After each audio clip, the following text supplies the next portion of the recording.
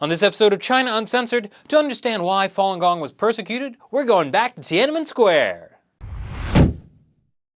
Hi, welcome to China Uncensored. I'm your host, Chris Chappell. Last time I talked to you about what Falun Gong is, but why is it persecuted?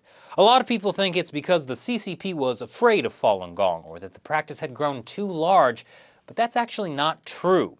But to understand what really happened, you need to understand how Jiang Zemin, the former top leader of the Communist Party and the guy who started the whole persecution of Falun Gong, came to power.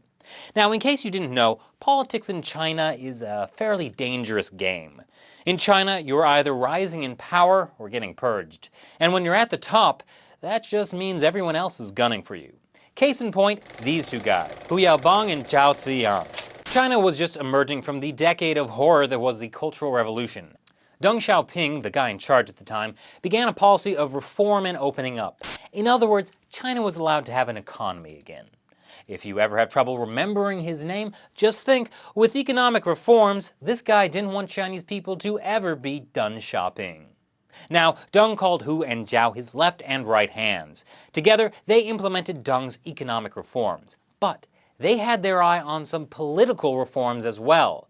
They proposed an increase in government transparency and pushed for greater accountability from officials, who believed in more freedom of speech and the press. They also launched an anti-corruption campaign that even targeted the children of top-ranking party elders. Hu Yaobang apologized for the misrule of Tibet by the party and pushed for greater Tibetan autonomy. What happened? Why can't we have that China? Well, that's where the party hardliners, or conservatives, come in. They weren't too fond of that whole, let's loosen the reins of power and let's investigate our children thing Zhao and Hu were proposing. Ultimately, Hu alienated a lot of people and was forced to resign. Sorry, Tibet. Problem is, even though he made a lot of enemies in the party, he was really popular with the people. And so when he died in April 1989, 50,000 students came to Tiananmen Square to participate in his memorial service. Then they figured, well, while we're here, might as well hold some protests. And the hardliners thought, not so much. The Tiananmen Square Massacre marked the end of the hope for political reform. Li Peng, the premier at the time, pushed for getting the students out of the square by force and declared martial law on May 20th. He and other hardliners blamed Zhao Ziyang for the protests and got him stripped of all power. Zhao Ziyang spent the next 15 years under house arrest until his death in 2005.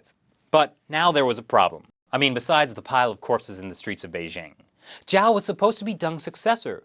Who would replace Deng as the paramount leader? They needed to find a compromise, someone conservative enough to please the hardliners, but not so conservative that they would stop Deng's economic reforms. And that man was, in the end, Jiang Zemin, the party chief of Shanghai. Thing is, no one really liked Jiang.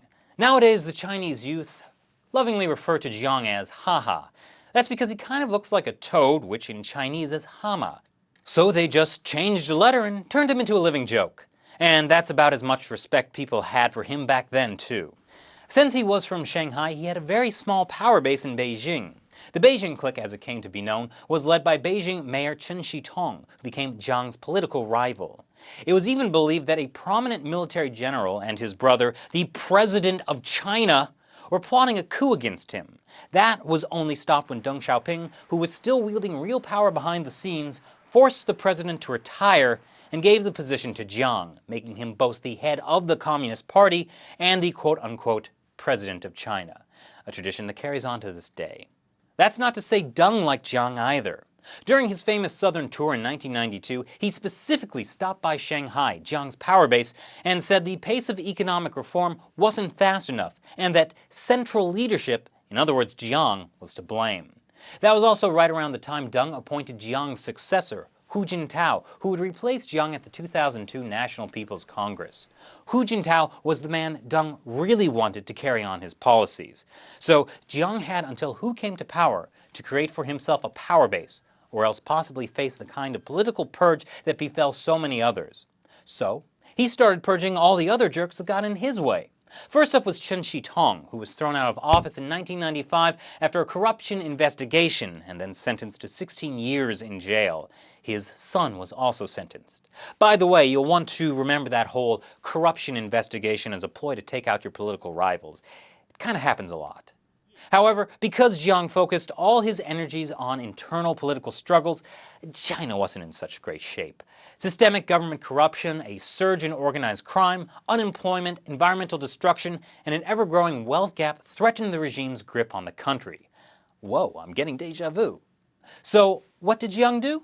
He began a massive propaganda campaign to show how great he was. Starting sometime after 1996, he made sure state-run People's Daily and the 7 p.m. CCTV national news always carried stories about him as the top news. That was a policy that would remain in effect until 2006, 4 years after Jiang officially stepped down. At the same time state-run media was praising him, he was also using it to crush his political opponents, like Chen Shitong. That didn't set too well with other party leaders.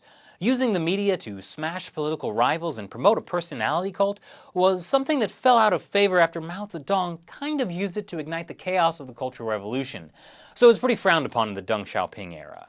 And when Deng died in 1997, Jiang lost the closest thing he had to support.